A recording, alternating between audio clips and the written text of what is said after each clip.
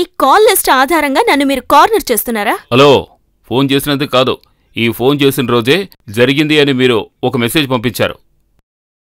అదేమిటి, ఎందుకలా పంపించారో చెప్తే చాలు.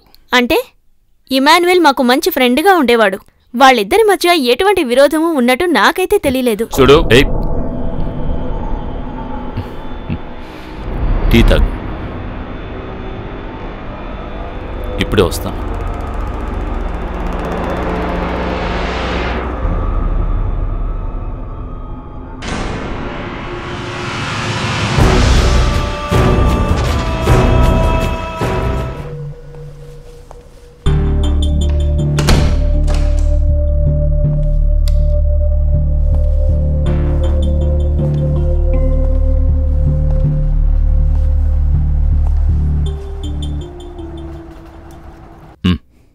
వద్దు సార్. తిను. మాకు తెలిసిపోయింది. సంచి చెప్పింది నీకు విపిన్కి ఉన్న విరోధం వల్లే ఇలా చేశావని. తనకి దీంతో సంబంధం ఉన్నట్టు ఒక ప్రూఫ్ కూడా లేదు. తను తేలిగ్గా ఇందు నుంచి తప్పించుకుంటుంది. నీకే చాలా కష్టం. ఇంత ఆవేశంగా కోపంగా విపిన్ని చంపేంతగా నీకు అతనికి ఏ విషయంలో విరోధం ఏర్పడింది? ప్రశ్నల మీద ప్రశ్నలు, ఎంక్వైరీలు, కోర్టు, శిక్ష, జైలు. ఎంతో కష్టపడతావు. మనసులో ఉన్న బాధని ఎవరితోనైనా పంచుకుంటే కొంచెం ప్రశాంతంగా ఉంటుంది. ఆ గాడిదే సార్ దీని అంతటికీ కారణం. ఏ గాడిదో చెప్పు. సంజయ్. సారీ, ఇన్కమింగ్ మాత్రమే ఉంది, అవుట్ గోయింగ్ ఏం లేదు. నేను వద్దు వద్దని ఎంతో చెప్పి చూశాను. వాణ్ణి చంపితేనే నాకు దక్కాల్సింది దక్కుతుందని నన్ను బలవంతంగా తీసుకెళ్ళింది. కానీ నేనిది మనసారా చేయలేదు సార్. ఆ పాపిష్టి దానికోసం ఇదంతా చేశాను సార్. ఒకరి ప్రాణాన్ని తీశాను.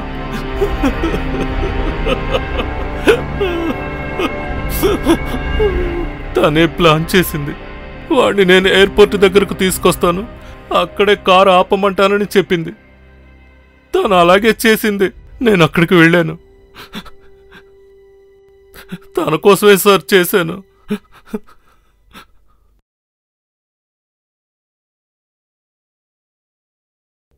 నా పొట్ట కొంచెం తగ్గినట్టుంది కదా? తగ్గిందంటావా? తగ్గింది. అవును, తగ్గింది. ఇది మామూలుగా తగ్గలేదు అలెక్స్. ఈ కేసు మొదలుపెట్టినప్పుడు ఏర్పడిన టెన్షన్ వల్ల తగ్గింది. రిటైర్డ్ జడ్జి కూతురు కావడం వల్ల కూతురు ఈ సమస్యలో చిక్కుందని బాధపడ్డారు. ఆ కుర్రాన్ని పట్టుకుని ఈ కేసు క్లోజ్ చేద్దాం అనుకున్నారు. ఈ కేసులో ఆ అమ్మాయికి సంబంధం ఉందని కనిపెట్టింది నీ తెలివితేటలే కదా. ఇక ఈ కేసుని ఎంక్వైరీకి సిబిఐ గాని క్రైమ్ బ్రాంచ్ గాని వస్తారు కదా. ఎవ్వరు వచ్చినా మీ ఇద్దరికీ ప్రమోషన్ గ్యారంటీ అయ్యా. సార్, నేనొక విషయం చెప్పాలనుకుంటున్నాను. చెప్పు. నేను రిజైన్ చేద్దాం అనుకుంటున్నాను. రిజైన్ చేస్తావా? ఇంత చక్కని సర్వీస్ రికార్డుంది, ప్రమోషన్ రాబోతున్న ఈ టైంలోనా? నీకేమైనా మతిపోయిందా? అవును సార్, నేను తట్టుకోలేకపోతున్నాను. ఊరికి వెళ్ళి మా అమ్మతో కలిసి ప్రశాంతంగా వ్యవసాయం చేసుకుంటూ మనశ్శాంతిగా బతకాలని నా మనసు చెప్తోంది. చూడు, నీకు వచ్చిన కేసులన్నీ పరిష్కరిస్తున్నావు. మన పోలీసులందరిలో తెలివి ప్రతిభ ఉన్నవాణ్ణి నేను. ఆంధ్ర పోలీసుల్లో తెలివి ప్రతిభ ఉన్నవాణ్ణి నేను. నేను చెప్పే జాగ్రత్తగా విను.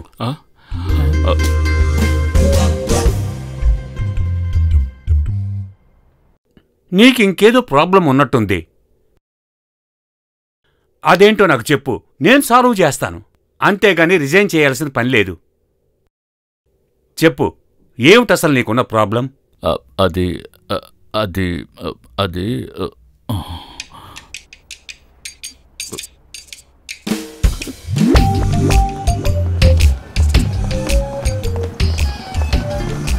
సార్, అలా ఏమీ చెప్పకుండా వెళ్ళిపోతే ఏమిటర్థం?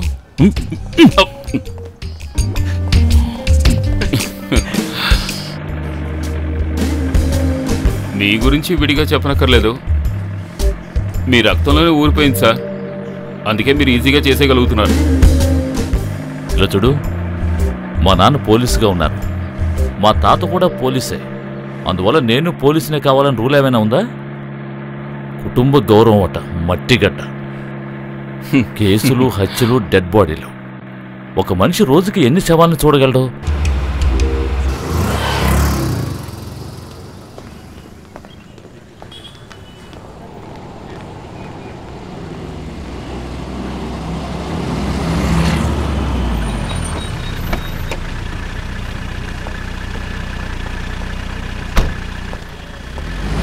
సార్, నేను కంప్లైంట్ ఇవ్వాలి సార్. సార్ని డిస్టర్బ్ చేయకు, ఓ పక్క నుంచో వెళ్ళి. సార్,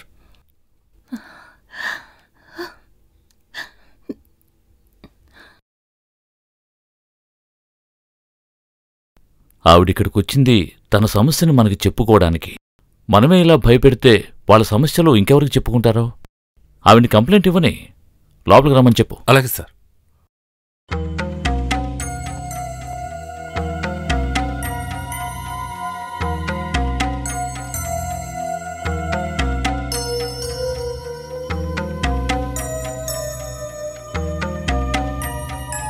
సార్, లోపలికి రమ్మా.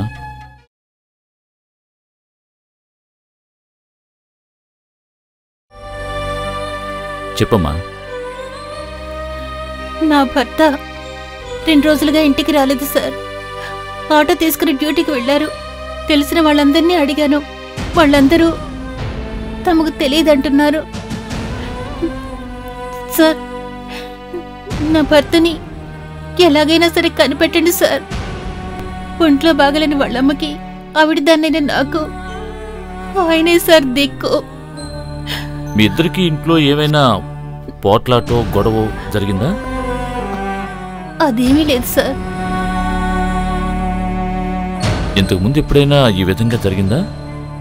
లేదు సార్. సరే, అయితే ఓర్చేయి. ఆ రైడర్ దగ్గరికి వెళ్ళి ఒక కంప్లైంట్ రాసివ్వు. నేను కనుక్కోమని చెప్తాను. మీ ఆయన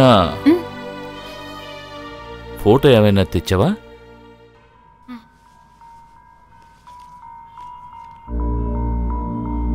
ఇదిగోండి సార్.